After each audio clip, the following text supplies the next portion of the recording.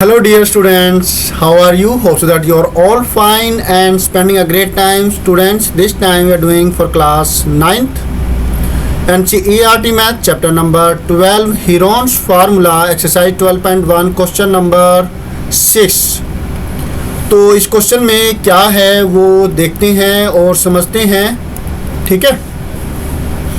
An isosceles triangle has perimeter 30 centimeter and each of the equal sides is 12 centimeter. Find the area of the triangle. Okay, हमें क्या करना है, हमें क्या दिया हुआ है ये देख लीजिए, पहले समझ लीजिए कि एक आइसोसेलेस ट्रायंगल है जिसका पेरीमीटर मतलब तीनों साइडों का जोड़ वो दे रखा है 30 सेंटीमीटर. और जो आइसोसेलेस ट्रायंगल वो ट्रायंगल होता है जिसकी दो साइडें बराबर हो. आप देख रहे हैं इसकी एक साइड ये है और इसकी एक साइड ये है, दोनों बराबर है, इक्वल है और दोनों ही 12 सेंटीमीटर दे रखी है यहाँ पर, ठीक है. हमें क्या करना है, हमें इसका एरिया फाइंड आउट करना है. तो एरिया फाइंड आउट दो तरीके से हो सकता है. एक होता है 1/2 बेस इंटू हाइट, बाकी और भी कई सारे हो सकते हैं, लेकिन जो अब तक आपके सिलेबस में है वो है ये वाली चीज़ कि एक तो होता है 1/2 बेस इंटू हाइट. अगर मान लिया कि वो राइट एंगल्ड ट्रायंगल है, और एक जो है हीरोन्स फार्मूला जिसके बेस पर ये जो चैप्टर है वो इसका इस्तेमाल करके करेंगे. और हीरोन्स फार्मूले के लिए आपके पास होनी चाहिए तीनों जो साइडें हैं ए बी और सी, ये तीनों साइडें आपके पास होनी चाहिए. तो दो साइडें अभी हमारे पास है. आप सोचोगे कि अब क्या होगा, कुछ नहीं होगा, कोई दिक्कत नहीं है, सॉल्यूशन होगा बस. आप देख रहे हैं कि आपने पहले भी एक क्वेश्चन किया है, क्वेश्चन नंबर 5, उसके अंदर रेशियोज दे रखी थी और रेशियोज का इस्तेमाल करके आपने क्या किया, रेशियोज का इस्तेमाल करके आपने जो तीनों साइडें जो है वो निकाल ली, राइट. लेकिन पेरीमीटर दे रखा था, उसकी मदद हुई, उससे से हमें मदद मिली. तो वैसे ही यहाँ पर भी आपको पेरीमीटर मिला हुआ है, तो डोंट वरी, ये क्वेश्चन का सोल्यूशन भी आसानी से हो जाएगा. तो इस जो पेरीमीटर का इस्तेमाल करके हम तीसरी साइड है वो निकाल लेंगे. ऐसे क्वेश्चन आपके पास 3rd 4th क्लास से आते रहे हैं. बस यहाँ पर जो चीज़ है वो यही चीज़ है कि एक तो ये आपको रिमाइंड करा दी चीज़, ठीक है. दूसरा ये हो गया कि हीरोन्स फार्मूले का इस्तेमाल एक अलग तरीके से हो जाएगा, ठीक है. मतलब हीरोन्स फार्मूले के लिए ए बी सी की वैल्यू जो है आपको तीसरी साइड निकालने के लिए पेरीमीटर का इस्तेमाल करके, दो साइडों का इस्तेमाल करके तीसरी साइड को आप निकाल लेंगे. थोड़ा सा आसान भी हो जाएगा क्योंकि यहाँ पर दो जो 12 और 12 जो प्राइम फैक्टराइजेशन जब आप लास्ट में करेंगे तो आपकी मदद आपको मिलेगी. आप कैसे, ये आप जब सॉल्यूशन देखेंगे करेंगे आगे तो समझ में आएगा. तो चलिए फिर सॉल्यूशन को करते हैं. Let us do.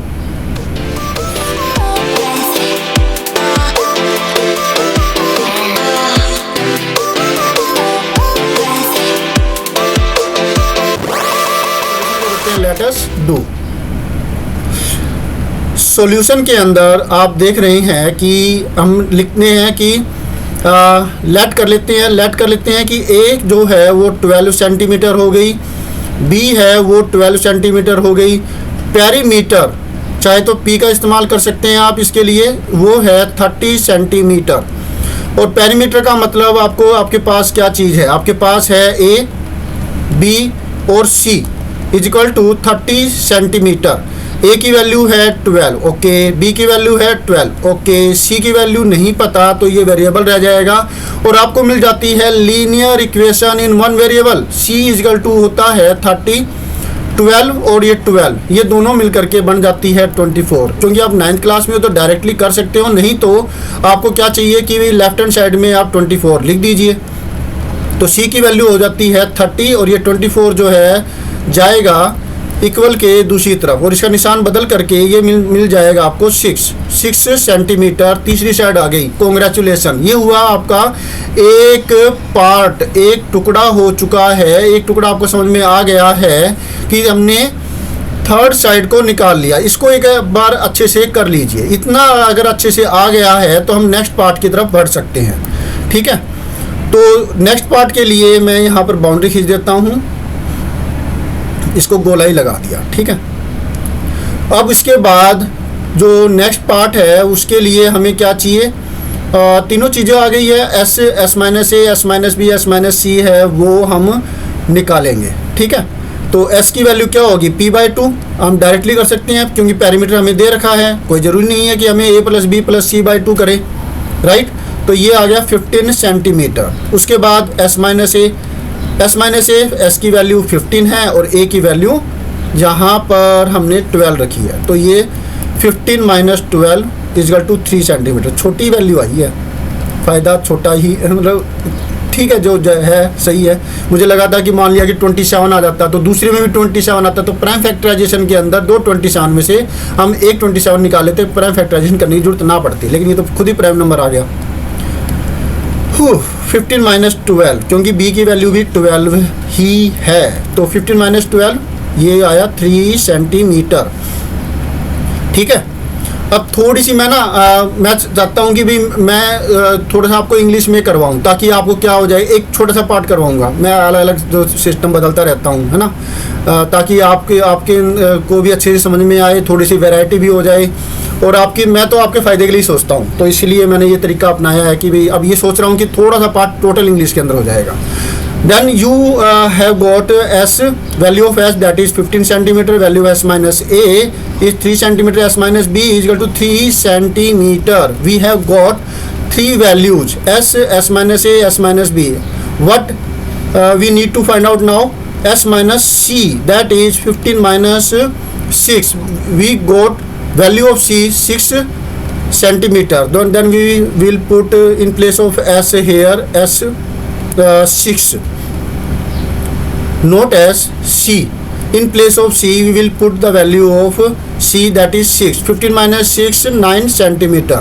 Now in this part you have got 4 values of S, S minus A, S minus B and S minus C. Now the third part, that is we need to find out area using Heron's formula.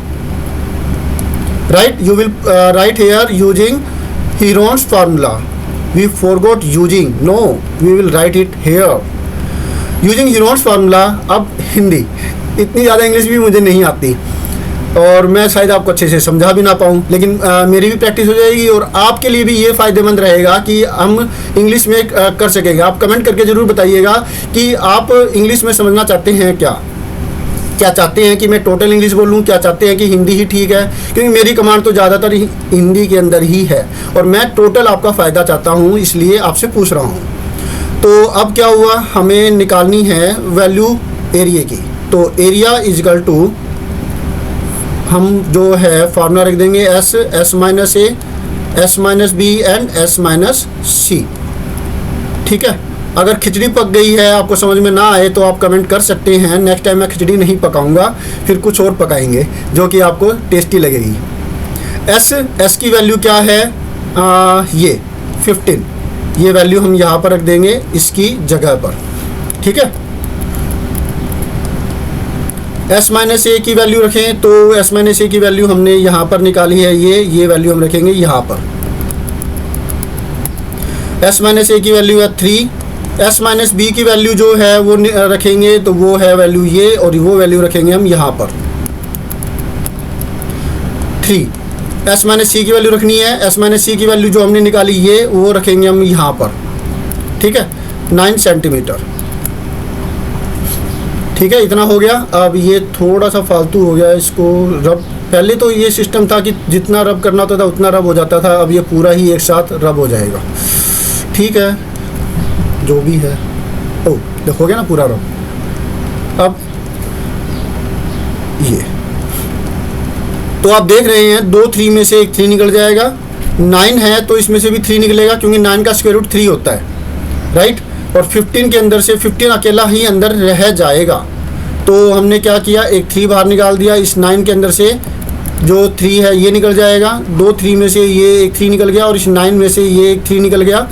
ठीक है, और अंदर रह गया 15, तो 3 3 जा 9, 9 root 15, ये हमारा आंसर आया है, 9 रूट 15 सेंटीमीटर स्क्वायर। अगर आपको कोई दिक्कत है तो आप मुझसे कहिएगा, और वैसे तो ये सोल्यूशन हमारा मुझे लगता है कि बिल्कुल ठीक है और कोई दिक्कत इसमें नहीं होनी चाहिए। तो इस तरीके से हमने इसका जो एरिया है वो 9√15 सेंटीमीटर स्क्वायर निकाला है। कोई गलती अगर रह गई है तो आप उसे करेक्ट कर लीजिएगा, नीचे कमेंट बॉक्स में ज़रूर बताइएगा। और सॉल्यूशन अगर आपको पसंद आया तो प्लीज़ आप लाइक, सब्सक्राइब, शेयर, कमेंट करना मत भूलिएगा। बेल आइकन के बटन को दबाना मत भूलिएगा, क्योंकि अगर अब तक ये काम नहीं किया तो ये काम कर लीजिए, ये आपके ही लिए फ़ायदेमंद साबित होगा। मिलते हैं नेक्स्ट वीडियो में जिसमें हम करेंगे नेक्स्ट कोई solution. Always have a great time. Thank you students for watching your on video. Bye.